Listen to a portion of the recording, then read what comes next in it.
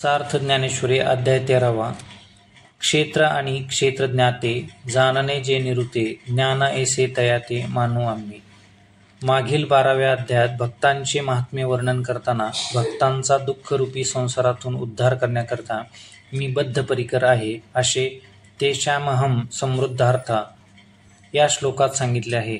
अर्थात संसार दुःखातून ज्यांची मुक्तता करण्यासाठी त्यांना जीव ब्रह्मैक्य ज्ञान असण्याची जरुरी आहे. कारण जीव ब्रह्मैक्य ज्ञानानेच मोक्ष होतो असे श्रुती सिद्धांत आहे. म्हणून मी स्वतःला अनन्य भक्ताचे गुरुत्व स्वीकारून त्यास जीव ब्रह्मैक्य ज्ञानाचा उपदेश करतो. त्याकरिताच हा 13वा अध्याय आहे. अर्थात तत्वतः एकमेव द्वितीय ब्रह्मच आहे, त्याविना दुसरे काहीच नाही. परमार्थता ब्रह्मचैतन्यच, पण अज्ञानामुळे त्याच ठिकाणी दृष्टी वृत्ती ज्ञान उत्पन्न होऊन ते दृश्यरूप देहाशी तादात्म्य पावते, म्हणजे भ्रमाने जीवकोटीत प्रविष्ट होते. पुढे तो दृष्टीच्या उपाधीने द्रष्टा होतो, दृश्यास प्रकाश सत्य व भोगसाधन मानतो, स्वतःस शुभाशुभ कर्माचा कर्ता मानतो, सुखदुःखाचा भोगता मानतो, अहम ममाभिमान धारण करतो. यात विशुद्ध चैतन्यरूप आत्मा व जड दृश्यरूप असा अनात्मा असे एकाचेच 2 पृथक विभाग अंश आहेत. त्यापैकी दृश्यरूप अनात्मवर्गास केवळ दृष्टी मात्र सत्ता आहे. दृष्टीपूर्वी माईक दृश्यरूप अनात्मवर्गास सत्ताच नाही. ती दृष्टी वृत्ती ज्ञानही दृष्ट्याच्या सत्तेने राहते. दृष्टीच्या उपाधीमुळेच ब्रह्मचैतन्यास दृष्टत्व आहे, तत्वता नाही. दृष्टी उपाधी नसली की ब्रह्मकोटीत अंतर्भूत होतो, नव्हे मूळचाच असतो. तत्वतः दृश्य दृष्टा दृष्टी याहून अतीत एकमेव ब्रह्मचैतन्यच आहे. अशी साक्षात्कारात्मक अनुभूती भक्ताने मिळवून मूळच्या नित्यसिद्ध सतचित आनंदघन ब्रह्मचित्तीस पोचणे, प्राप्तीचीच प्राप्ती करून घेणे, हाच खरा भक्तांचा उद्धार, हीच संसार दुःखातून भक्ताची मुक्तता होय. म्हणून आत्माना विवेकपूर्वक उपर्युक्त जीवस्वरूपाचे जीव ब्रह्मैक्य ज्ञान होण्याकरता क्षेत्रज्ञेचापि मा विद्धी असा महावाक्योपदेश या अध्यायात भगवंत गुरुत्व स्वीकारून करीत आहेत. अर्जुनाच्या प्रश्ना वाचून केवळ भक्त वात्सल्यामुळे देवांनी सांगण्यास आरंभ केला आहे. म्हणून हा ज्ञानकांडातील एक महत्त्वाचाच अध्याय आहे. अर्थात देह हा अनात्मा जड असल्यामुळे स्वतः सत्ता स्फूर्ती शून्य आहे. तो त्याच्या सत्तेने चालतो, त्या चैतन्याचा विचार या अध्यायात केला आहे. यासच क्षेत्रज्ञ विवेक म्हणतात. आरंभी ज्याच्या केवळ स्मरण मात्रे करून शब्दसृष्टी स्वाधीन होऊन वक्तृत्व हे नवरसपूर्ण व भावार्थवाहक होते, त्या श्री गुरु निवृत्तीनाथांना थोडक्यात वंदन करून श्री ज्ञानेश्वर महाराजांनी या अध्यायाचे व्याख्यानास आरंभ केला आहे. अर्जुना, देह म्हणजे क्षेत्र व देहरूपी क्षेत्रात जो जाणतो तो क्षेत्रज्ञ. असा जो क्षेत्रज्ञ तो मी आहे, हे पक्के समज. तसेच क्षेत्रज्ञास यथार्थ जाणणे, त्यास ज्ञान असे आम्ही समजतो. क्षेत्रज्ञ जो जीवात्मा तोच परमात्मा स्वरूपच आहे, असा औपनिषदिक जीव शिवैक्य सिद्धांत सांगणारे आहे. हे वाक्य म्हणजे श्री भगवद्गीतेतील महावाक्यच होय. चेतन व अचेतन मिळूनच सारे विश्व होय. चेतन हे अचेतनाच्या सह्याविना कोणतीही क्रिया करू शकत नाही, तर अचेतन हे चेतनाधिष्ठानाविना स्वतः सत्ता स्फूर्ती शून्य असल्याने राहूच शकत नाही. चेतनाचा अध्यासिक संबंध म्हणजे सृष्टी. जड अध्यस्त असल्यामुळे तेही तत्वतः अधिष्ठान रूपच म्हणजे चिद्रूपच आहे. चेतनाविना दुसरे काही नाही, हाच अद्वैत सिद्धांत आहे. या शरीरास क्षेत्र म्हणतात. ते का म्हणतात, ते कशा प्रकारचे आहे, त्याचे विकार व कार्य कोणते, त्याच्यावर सत्ता कोणाची आहे, याविषयीचे ज्ञान हर एकास असणे जरुरी आहे. कारण ब्रह्मदेव हे श्री शंकर या थोरांनाही या क्षेत्राचा निर्णय लावण्यासाठी मोठा अट्टहास केला आहे. देव म्हणतात, या शरीरावर कोणाची सत्ता आहे याचा निर्णय करताना साही दर्शने हात टेकीस आले. एकाचा निर्णय दुसऱ्याचे निर्णयाशी जुळता मिळता असा येत नाही. अद्यापवेरी याच्या संबंधाने निश्चित निर्णय झालेला नाही. या बाबतीत जीववादी, प्रकृतीवादी, संकल्पवादी, स्वभाववादी आणि काळवादी या सर्वांनी आपल्या परीने क्षेत्र निर्णय देण्याचा प्रयत्न केला. परपक्ष खंडनपूर्वक माझेच निर्णायक मत आहे असे प्रत्येकाने अट्टहासपूर्वक प्रतिपादिले आहे. परंतु हे क्षेत्र कशा प्रकारचे आहे व ते कोणाच्या मालकीचे आहे हे त्या वाद्यांपैकी निश्चित असे कोणासच उहापोह केला कळले नाही. नैमिषारण्यात ऋषींनी या क्षेत्रासंबंधी बराच तर्कसुसंगत, परपक्ष खंडनपूर्वक, तर्कसुसंगत, स्वपक्ष मांडनात्मक उहापोह केला. याविषयी पुराणेही साक्षीभूत आहेत. वेदांतील जे ब्रह्मत सामसूत्र ते ज्ञानदृष्ट्या पवित्र आहे, तथापि त्यासही क्षेत्र निर्णय समजला नाही.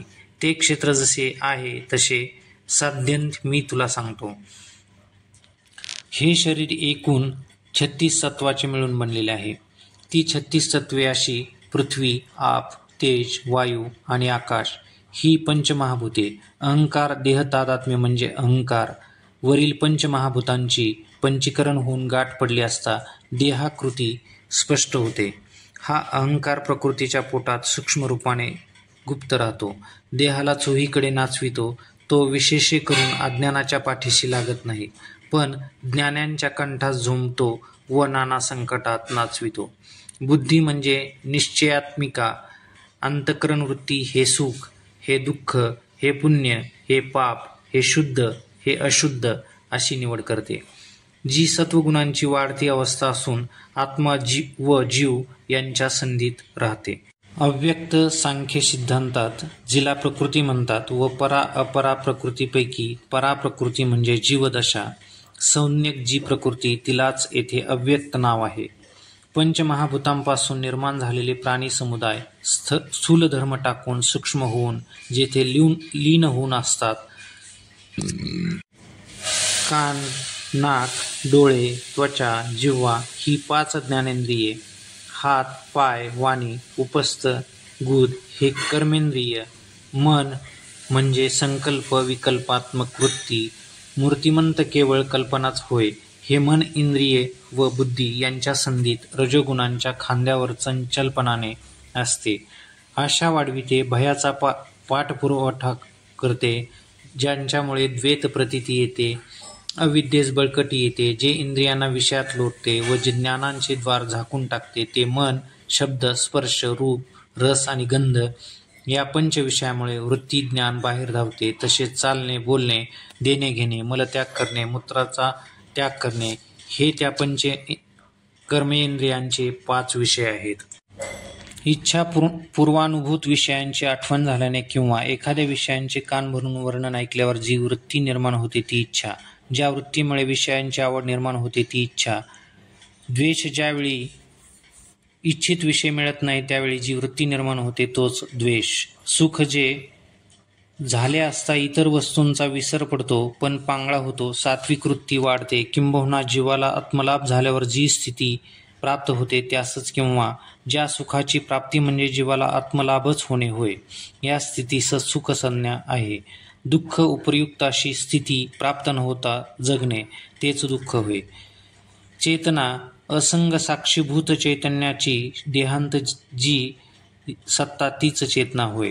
धृती, पंचमहाभूते परस्परातील उघड स्वभाव वैर टाकून या देहात ज्याच्यामुळे एकोप्याने मैत्रीने एकमेकास पोषक रूपाने तत्वाचे मिळून शरीर तयार होते, या क्षेत्रात क्षेत्रज्ञ पाप पुण्यात्मक पीक पिकवितो व म्हणूनच सुख दुःखांचा उपभोग घेतो, म्हणून त्यास कौतुकाने क्षेत्र म्हणतात, तर कुणी देह म्हणतात.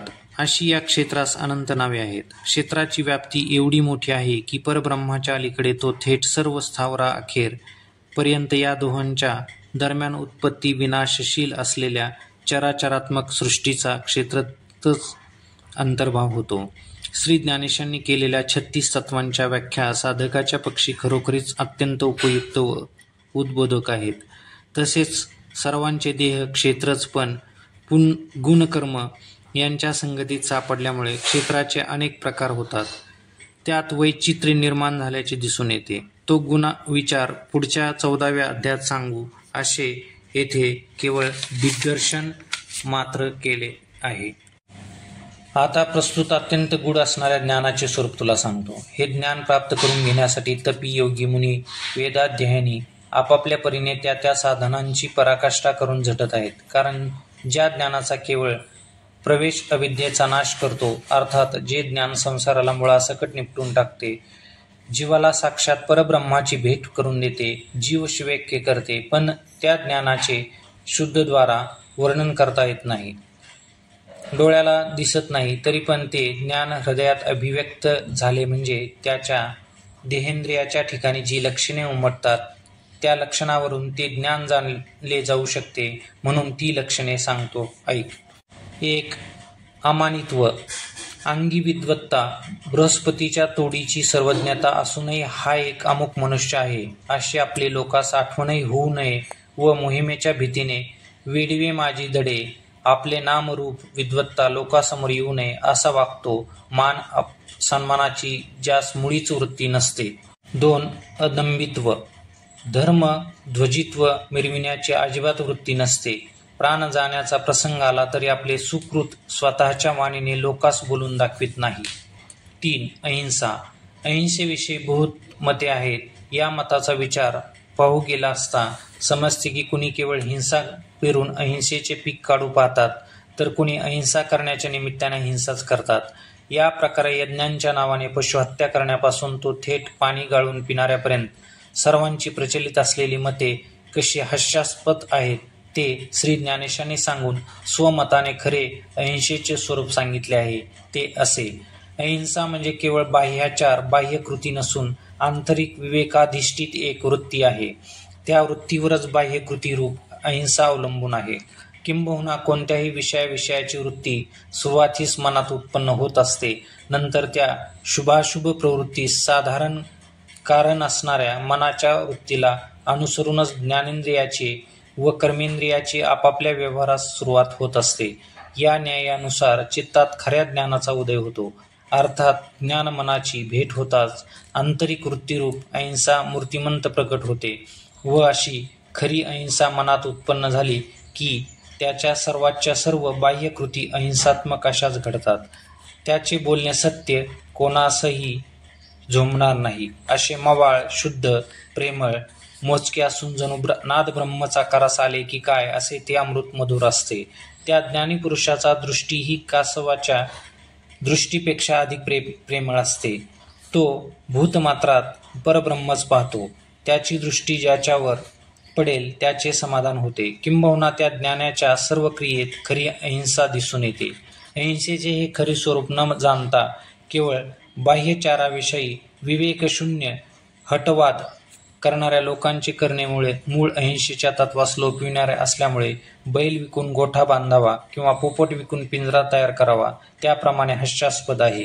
हे अहिंसेचे व्याख्यान वाटले म्हणून त्याचा परिहार दिला की आपले व्याख्यान श्रोत्यास पटून निसंदेह प्रतिपादनामुळे श्रोते प्रसन्न व्हावेत असे वाटत असेल तर वक्त्याने प्रचलित मतांतराचे युक्तिपूर्ण निरसन करणे अवश्य आहे.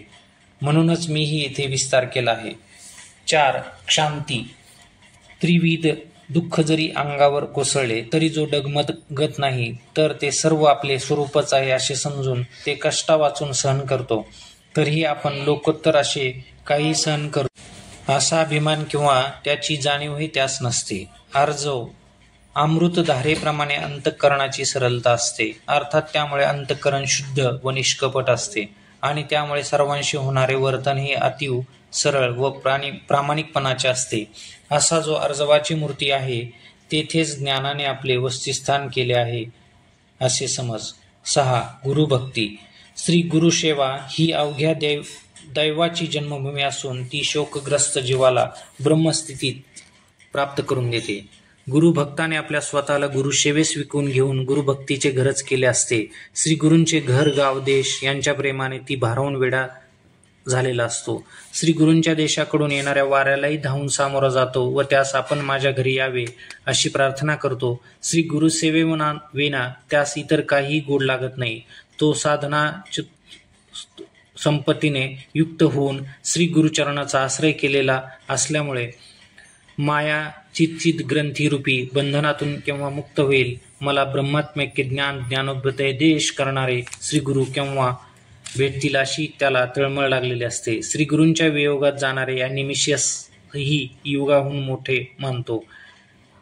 त्याच्या ध्यानीमनी श्रीगुरु व श्रीगुरुसेवाच असते. श्रीगुरूची सर्व प्रकारची सेवा सर्व भावाने करावी अशीच मनोवृत्ती असते. वस्तू मात्र मी होऊन श्रीगुरूंची बाह्य सेवा देह उभा आहे तोपर्यंत करीन. देह पडल्यावरही या मृत देहातील पंचभूतेही श्रीगुरुसेवेतच समर्पित व्हावीत व जन्मी श्रीगुरुचरण सेवा घडावी अशी त्यांची खरी इच्छा असते. श्रीगुरु हेच क्षेत्र, श्रीगुरु हीच देवता माता पिता असून श्री गुरुविना दुसरा मार्ग जाणत नाही. त्या गुरुभक्ताच्या ठिकाणी जगाला पुरेल इतके ज्ञान उघड्या दाराने नांदत असते. माझ्या मनात श्री गुरुभक्तीविषयी नितांत प्रेम असल्यामुळे इतके विस्तृत व्याख्यान केले असे श्री ज्ञानेश्वर महाराज म्हणतात. 7. शुचित्व. अंतरात विशुद्ध ब्रह्मात्म्यके ज्ञान व बाह्य शुद्ध कर्माचरण असल्यामुळे अंतर्बाह्य शुचिर्भूत झालेला असतो. ज्ञानाने समूळ वासना गेल्यावरच खरे शुचित्व लाभते. ते त्यास लाभलेले असल्यामुळे स्फटिकाच्या तावदानात ठेवलेल्या दिव्याप्रमाणे तो पावित्र्याने सुशोभित होतो. 8. स्थैर्य. दैववशात दुःख शोकाच्या उर्मीच्या लाटा कितीही आल्या तरी त्याच्या मनाची बैसखा मुळीही चळत नाही किंवा ढळतही नाही. 9. अंतःकरण निग्रह. यमदमादी साधनांच्या साह्याने ज्याने आपल्या अंतःकरणाला इंद्रियाच्या तडाख्यातून सोडविले आहे व चित्त आणि चैतन्य यांच्या समरसतेत जो रममान झालेला असतो. 10. वैराग्य. ऐहिक व पारत्रिक अनुकूल मानलेल्या भोग्य विषय सुखाविषयी त्यागाच्या इच्छेतच खरे विषय वैराग्य असते की जे आत्मप्राप्तीचे दैवच होय आणि ज्यामुळे साधक ब्रह्मानंदा एवढ्या मोठ्या लाभास पात्र होतो.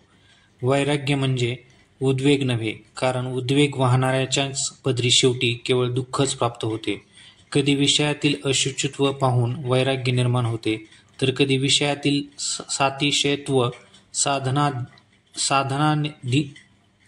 साधनानिधित्व इत्यादी दोष दर्शनाने वैराग्य निर्माण होते. पण त्याहीपेक्षा अनित्यत्व दोष जाणून निर्माण होणारे वैराग्य हे तर उपर्युक्त वैराग्यापेक्षाही तीव्रतम स्वरूपाचे असते.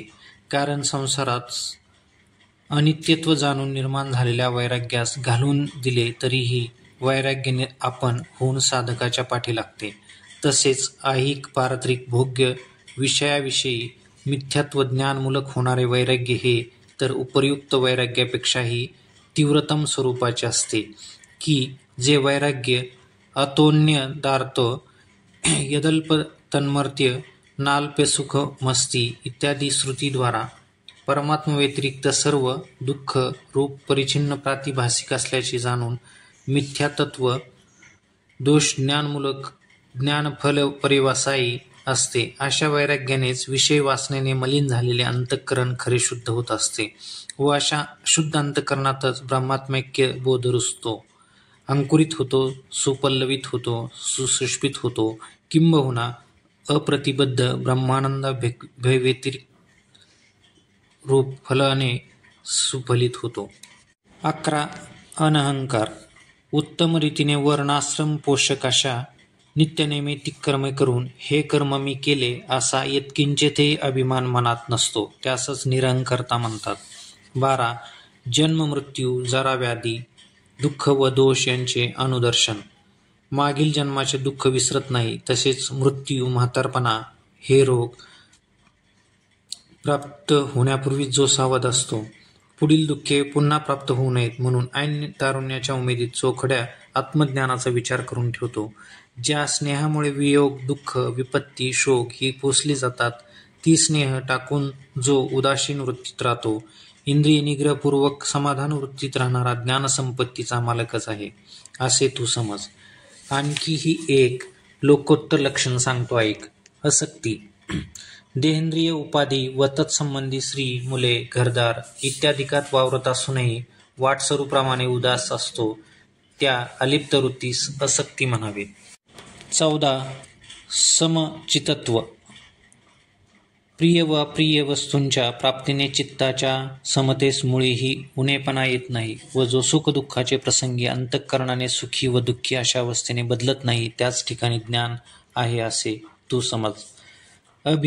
15. अव्यभिचारी भक्ती. माझ्या परमेश्वरापेक्षा अधिक चांगले काही नाही अशा दृढ निश्चयाने माझ्याशी एकरूप होऊन जे माझी भक्ती करतात ते ज्ञानी भक्त मीची होऊन माझी सेवा करीत असतात. या अद्वैत पंक्तीत पाणी व तरंग जसे एकरूप असतात तसा जो परमेश्वराशी अनन्य योगाने म्हणजे वेगळा न राहता एकरूप होतो तो ज्ञानी भक्त म्हणजे केवळ ज्ञानाचीच मूर्ती असतो. 16. एकांत प्रियता. त्याला लोकाचा कंटाळा लौकिक त्रास असून एकांतवासावर बहुत प्रीती असते. तो मनुष्य कार्य ज्ञानाची मूर्तीच जाण. 17. अध्यात्मज्ञान नित्यत्व. ज्या ज्ञानामुळे परमात्म वस्तू आत्मतत्वाने अनुभवास येते त्या अध्यात्माविना भव व स्वर्गविषयक जी ज्ञाने ती अज्ञाने आहेत असा तो मनाने दृढ निश्चय करतो, सदा अभ्यास चिंतन करतो. 18. तत्वज्ञानार्थ दर्शन. शुद्ध बुद्धीत जीव ब्रह्मात्मैक्य ज्ञानाचा उदय झाल्याबरोबर ज्याची चोखमती ज्ञेय परब्रह्माला जाऊन भिडते तो हातोहात परब्रह्म तत्वास आत्मतत्वाने भेटतो. ही ब्रह्मात्मैक्य अनुभूतीची ब्रह्मात्मैक्य साक्षात्काराची आदर्शभूत लक्षणे त्यास येथे ज्ञान म्हटले आहे. मागे 2ऱ्या अध्यायात स्थिती प्रज्ञाची व 12व्या अध्यायात भक्तांची जी लक्षणे सांगितली तशीच येथे ही लक्षणे सांगितली आहेत. यापुढे गुणातीतांची ही अशीच काही लक्षणे 14व्या अध्यायात सांगितली आहेत. या बाबतीत सिद्धस्य लक्षणानी साधकस्य साधनानी भवन्ति अर्थात ब्रह्मात्मैक्य साक्षात्कारी सिद्धांची पूर्णरूप लक्षणे असतात. ती साधकांची प्रयत्नसाध्य साधने म्हणूनच या आत्मशास्त्रात सांगितलेली आहेत. असा हा न्याय किंवा संकेत लक्षण असणे जरूरी आहे. श्री ज्ञानेश्वर महाराजांनी या लक्षणांची केलेले वर्णन नितांत रमणीय निरुपम रसभरीत गौरवपूर्ण आणि यथार्थ अर्थवाहक शब्दांच्या द्वारा केले आहे. त्यांचे अंतर्मुख वृत्तीने चिंतन केल्यास ही लक्षणे केवळ पुस्तकी ज्ञानाने किंवा शब्द ज्ञानाने उमटणारी नाहीत, तर ती लक्षणे साक्षात्कारात्मक ब्रह्मात्मैक्य अनुभूतीचीच द्योतक आहेत असे लक्षात येईल. अशी ज्ञानाची 18 लक्षणे वर्णन करून नितांत सुंदरपणाने सांगितली. ती लक्षणे ऐकून श्रोते आनंदित झाले आहेत. असे पाहून व्याख्यान करण्यास श्री ज्ञानेशाने अधिकच स्फूर्ती आली. अज्ञान म्हणजे ज्ञान लक्षणात जी स्थिती सांगितली त्याच्या उलट स्थिती असे भगवंतासारखे श्री ज्ञानेशांनाही सांगता आले असते, परंतु त्यांचे श्री ज्ञानेशांनी मुद्दाम सविस्तर वर्णन केले, कारण त्याज्य वस्तूचे ज्ञान झाल्यास त्याग करणे सुलभ होते. त्याचा थोडक्यात सारांश असा की गर्वाने फुगून जातो, सत्काराने संतोष पावतो, धर्मध्वजित्व मिरवितो अर्थात दांभिक असतं, जगाला पीडा व दुःख देतो, मानापमान सहन होत नाही, तो बाह्य प्रामाणिकपणाचा भाव आणतो पण आतील डाव घातक असतो, असा आतल्या गाठीचा असतो. गुरुभक्तीची आवड तर नसतेच, उलट श्री गुरूंपासून विद्या घेऊन त्यांच्यावरच उलटतो. त्यांचे मन अशुची अमंगळ असते, क्रिया ही शास्त्रनिषिद्ध असते, यत्किंचित वैषयिक लाभासाठी नियमापासून ढळतो, त्याचा आंतरिक मनाचा निग्रह नसतो, स्वच्छंद असे ते मन हिंडत असते. आजन्म विषय सेवन करूनही त्याचा त्रास वा कंटाळा येत नाही. देहतादात्म्य भ्रांतीने अभिनिविष्ट होऊन इतरांचा मत्सर करतो, विद्येचा गर्व ठेवून राहतो, जन्म मृत्यू या गर्भव्यथा तो जाणत नाही. तसा मृत्यू आला की देह तुटून पडून जाईल त्याचा त्यास कल्पनाही नसते. त्यामुळे स्त्री धन पुत्रादिकांच्या मोहात गुंतून जातो, त्यास मृत्यूची चिंता नसते. पुढील म्हातारपण रोग दुःखे याविषयी विचार करीत नाही. व्यभिचारी भक्ती अर्थात भक्ती कशी नसावी व श्री ज्ञानेशांनी येथे सांगितले. धन मिळवण्यासाठी ठग लोक जसे विरक्तीचे सोंग घेऊन नटतात त्याप्रमाणे काहीतरी फलप्राप्ती व्हावे अशा इच्छेने माझी भक्ती करतात. त्या लोभी लोकास भक्तीपासून अपेक्षित असे फल मिळाले नाही तर ते देवभक्तीची भक्ती हे सर्व काही टवाळ आहेत म्हणून सोडून देतात. त्याचा पाषाण प्रतिमेवर बहुत भर असतो पण प्राणीजाताशी अतिनिष्ठुरपणे वागणूक असते. त्यांची भक्ती असते, पण त्यात त्यांची एकनिष्ठता नसतेच. माझी मूर्ती करतो व ती घराच्या कोपऱ्यात बसवितो व आपण मात्र दुसऱ्या एखाद्या देवाच्या किंवा देवीच्या यात्रेत जातो. एकादशीच्या दिवशी जितका मान आम्हास तितकाच मान नागपंचमीस नागासही करतो. संकष्टी चतुर्थीस गणेशाचा होतो. तर चतुर्दशीस हे आई दुर्गे मी तुझाच आहे असे म्हणतो. विहित नित्य नैमित्तिक कर्मे सोडतो व नवचंडीच्या अनुष्ठानास बसतो. नंतर सोमवार आला की बैल घेऊन लिंगार्चनाला धावतो. असा हा सर्व देवांचा भक्त असतो. तो अज्ञानाचा मूर्तिमंत अवतार समज. यात श्री ज्ञानेशांनी जगत्कारण परमेश्वरास सोडून प्रतिमा किंवा इतर नाना क्षुद्र देवदेवतांची भक्ती करणे म्हणजे व्यभिचारी भक्ती होय.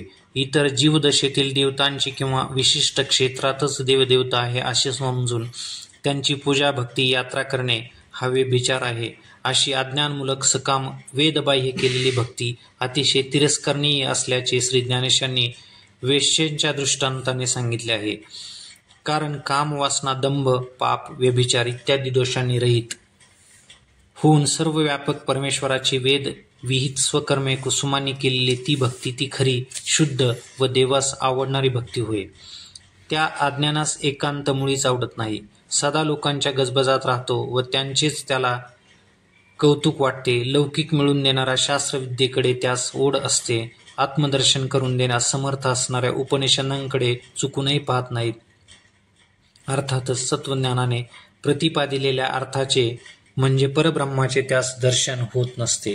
श्री ज्ञानेशांच्या सविस्तर व्याख्यानावर श्रोते संतोष पाहून देवांचे मनोगत तू दावीत आहासी मूर्त असे म्हणाले.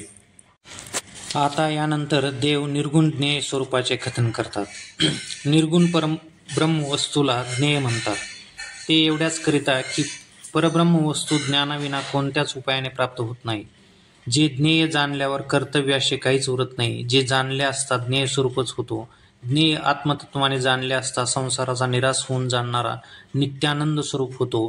ते अनादि म्हणजे अनुत्पन्न स्वरूपाचे आहे. अशा ज्ञेय परब्रह्मास नाही म्हणता येत नाही, कारण विश्वाकाराने तोच प्रकट झालेला असतो. बरे, ते परब्रह्म म्हणजे हे आकारवान विश्वच आहे असे म्हटले तर विश्वाकार ही तर माया आहे, कारण विश्वाकार विनाशी चंचल आहे. ज्ञेय परब्रह्म साक्षात्कारात रूप, वर्ण, व्यक्ती, दृश्य, द्रष्टा, दर्शन या त्रिपुटीचा पूर्णतः लय होऊन आश्रय विषयरहित केवळ ब्रह्मच उर्वरित राहते. त्यांचे ज्ञानमात्र स्वरूप व त्यांची सर्व व्यापकता समजून सांगण्याकरिता त्यास श्रुती विश्वतचक्षु म्हणजेच त्यास सर्व बाजूने डोळे आहेत असे म्हणते. वास्तविक त्यास हात, पाय, डोळे हे काही नाहीत, पण आकाररहित परमात्मा सर्वांतर्यामी व सर्व व्यापक आहे. सर्व शून्यत्वाचा निष्कर्षू जे नसा आहे म्हणजे ते अत्यंत निर्विशेष सत्सामान्य स्वरूपाचे आहे. म्हणून नाम रूप संबंधू जाती क्रिया भेदू हा आकाराशी प्रवादू वस्तूशी नाही. म्हणून ज्ञेय परब्रह्म शब्दास अविषय आहे. त्याच कोणत्या शब्दाने वर्णन करणार? ज्ञेय ब्रह्म वस्तूचा कोणत्याही शब्दाने नामनिर्देश, जातीनिर्देश, रूपनिर्देश, गुणनिर्देश, क्रियानिर्देश यापैकी कोणताही निर्देश करता येत नाही. करता येणे शक्य नाही नव्हे. निर्विशेष ब्रह्मासंबंधी शब्दद्वारा निर्देश कसा संभवेल? असे असूनही श्रुती विश्वात ब्रह्म व्यापक आहे असा विश्व व ब्रह्म यांच्यात जो व्याप्य व्यापक भाव सांगते तो सर्व प्रमाणास उपजीव्यभूत स्वयंप्रकाश परब्रह्म वस्तू शब्दास व मनास अविषय आहे. हेच अचूकपणे समजून देण्याकरिता क्षणभर मिथ्याद्वैत पत्करूनच सांगते. असे पहा की शून्य म्हणजे काही नाही, तरी पण काही नाही हा अर्थ अचूक सांगण्यासाठी दाखविण्यासाठी कागदावर एक वाटोळे बिंदुले करावे लागतील. तशीच अद्वय निर्विशेष ब्रह्म सत्शिष्यात सांगण्याचा प्रसंग आला तर मिथ्या द्वैत स्वीकारूनच सांगावे लागेल. याच हेतूने श्रुतीने द्वैत भावे अद्वैती निरूपणाची वाट केली हे व गुरुशिष्य सत्पथाचा आडसर सदाचाच काढून टाकला. निर्गुण ब्रह्म गुणांचा उपभोग घेते असे म्हणणे रंकाने राज्य करावे तसे आहे. म्हणून त्याचा ब्रह्माशी काही संबंध आहे असे बोलूही नये. पंचमहाभूतातील गुण विकार व इंद्रिये ही सर्व त्यांच्याच सत्तास्फूर्तीवर सत्तावान व प्रकाशित होतात. ते सर्वांस व्यापून राहिले आहेत, अर्थात निर्गुणावर सगुण साकाराचा भास होतो. ते ब्रह्म सर्वापासून सर्वतोपरी अलिप्त आहे. त्रिगुणांचा निराश झाला तरी ते उर्वरित राहतेच. जगताच्या उत्पत्ती, स्थिती, लय या अवस्था भेदाप्रमाणे लोक त्यास अनुक्रमे ब्रह्मा, विष्णू आणि रुद्र अशी 3 नावे देतात. पण ते गुणत्रयाचा लोप झाला तरी श्रुतिवचन संमत महाशून्य म्हणजे अत्यंत निर्विशेष अखंडरस ब्रह्म उर्वरित राहते. त्या परब्रह्मास जे आत्मतत्वाने जाणतात तेही दृश्य, द्रष्टा, दर्शन या त्रिपुटी रहित स्थितीस प्राप्त होतात. सर्वच आत्मा किंवा ब्रह्म आहे एवढेच सांगितले तर त्यामुळे श्रुतिसंमत अद्वैत सिद्धांताचा यथार्थ बोध होत नाही. म्हणून क्षेत्र, ज्ञान, अज्ञान आणि ज्ञेय असे 4 प्रकार सांगूनही एक अद्वय ब्रह्मच आहे असे दाखविले. तुझी ऐकण्याची तीव्र इच्छा पाहून हाच विचार श्री कपिलमुनीच्या सांख्यशास्त्रातील प्रकृतिपुरुष इत्यादी परिभाषेत सांगतो. आतापर्यंत जे क्षेत्रज्ञाचे विवेचन सांगितले त्यासच सांख्यशास्त्राच्या परिभाषेत प्रकृतिपुरुष असे म्हणतात.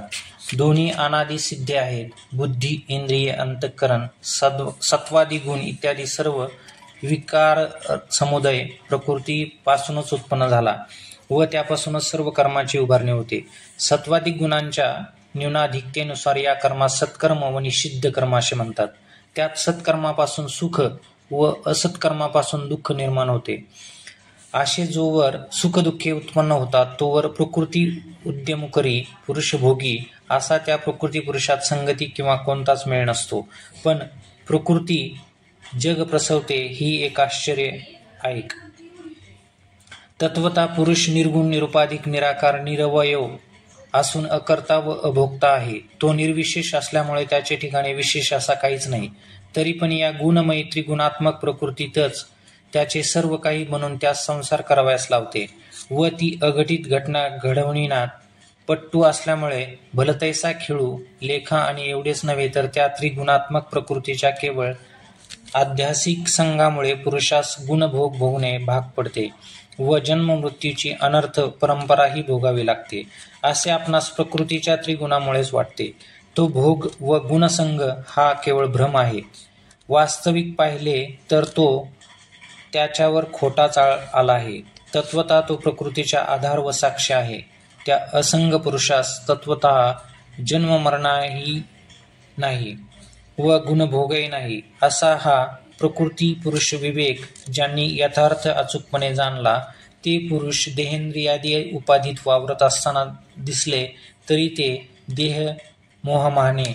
देहमोहाने भुलविले जात नाहीत. हा प्रकृती पुरुष विवेक म्हणजे आत्मा व अनात्मा यांच्यातील सत्य मिथ्यारूपी भेद कळणे यासच विवेक म्हणतात. आत्मानात्म्याच्या म्हणजेच सत्यानृताच्या मिश्रणातून आत्म्यास निवडून काढण्यासाठी सांख्ययोग, ध्यानयोग आणि कर्मयोग असे अनेक मार्ग प्रचलित आहेत. पण ते मार्ग अवघड आहेत. पण ज्यांना या सत्यानृताच्या मिश्रणाला निवडून वेगवेगळे काढण्याची सूक्ष्म निरीक्षण क्षमदृष्टी नसेल अशा अज्ञानी जीवासही एक तरुणोपाय आहे.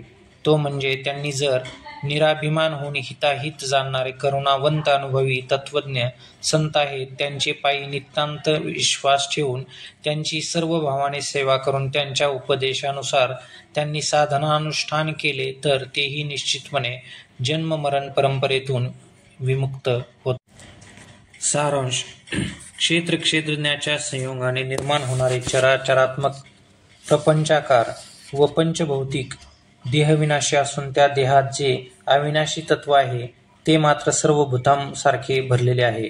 भूतांची नावे, रूपे, वर्तन ही चित्रविचित्र भिन्न भिन्न आहेत. त्यात सम असणारे अविनाशी तत्व एकच आहे. असे जे जाणतात त्यांनाच ब्रह्माचे खरे ज्ञान होते. पण असे भाग्यवान फार विरळच आहेत. ज्याप्रमाणे एकाच दुध्या भोपळ्याचे वेलीची फळे काही लांब तर काही वाकडी तर काही वाटोळी अशी भिन्न भिन्न आकाराची असतात. त्याचा संन्यासाच्या कमंडलू, गवायाचा, तांबोरा इत्यादी कार्यासाठी उपयोग केला जात असल्यामुळे प्रयोजने ही भिन्न भिन्न आहेत. किंवा विस्तवाच्या ठिणग्या जरी अनेक व लहान मोठ्या असल्या तरी त्या सर्वात उष्णता जशी समान असते किंवा घट मठ या दोन्ही उपाधीमध्ये भेद असून त्यांचे आकार व उपयोगही भिन्न भिन्न आहेत तरी पण त्यातील आकाश मात्र एकच आहे, त्याप्रमाणे या विश्वात किंवा भूत समुदायात उपाधीत अर्थात नाम रूप संबंध जाती क्रिया यामुळे किंवा सत्व रज तम या त्रिगुणांमुळे विषमता असली तरी त्या विषम भूतसमुदायात व सर्व विश्वात परब्रह्म वस्तू समव्याप्त आहे. सर्व भूतांचा भास नाश पावला तरी जीव धर्महीन पण स्वरूपाने जीवाशी अभिन्न असलेली त्यातील परब्रह्म वस्तू त्रिकाल बाधित सत्य अविनाशी आहे. विश्व वैषम्यात न भूत वैषम्यात ब्रह्मवस्तू एक व सर्वत्र अधिष्ठानाने समव्याप्त आहे. अशी समदृष्टी ज्यास प्राप्त झाली तो ज्ञानिया माझी सुनयनू जाण, त्या ज्ञानात सर्वत्र ओतप्रोत भरलेले एकमेव ब्रह्मच दिसते. अशा दैवावेगळ्या पुरुषास साम्यसे जे डोळा लागला तया असे समर्पक दृष्टांतपूर्वक ज्ञानेश्वर महाराज म्हणतात. देह व आत्मा यात यत्किंचितही सादृश्य नाही, उलट तम प्रकाशाप्रमाणे ते निराळे आहेत. देह त्रिगुणात्मक पंचभौतिक जन्म मरणवान विनाशी दुःखरूप आहे. त्यात राहणारा परमात्मा अनादी व निर्गुण असल्यामुळे त्रिकालाबाधित सत्य अव्यय आहे. आत्म्याच्या नित्य सिद्धत्व सिद्ध करण्यासाठी निरनिराळ्या हेतूंचा उपयोग करून श्री ज्ञानेशांनी 7-8 चिंतनीय अशी अनुमान लिहिली आहेत. जे जे अत्यंत निर्विशेष असते ते ते सत्य असते. म्हणून श्री ज्ञानेशांनी निर्गुणपणे अरूपपणे शून्यपणे आत्मपणे आणि अलक्ष्यपणे या हेतूवरून आत्म्याचे अत्यंत निर्विशेषत्व सिद्ध केले आहे.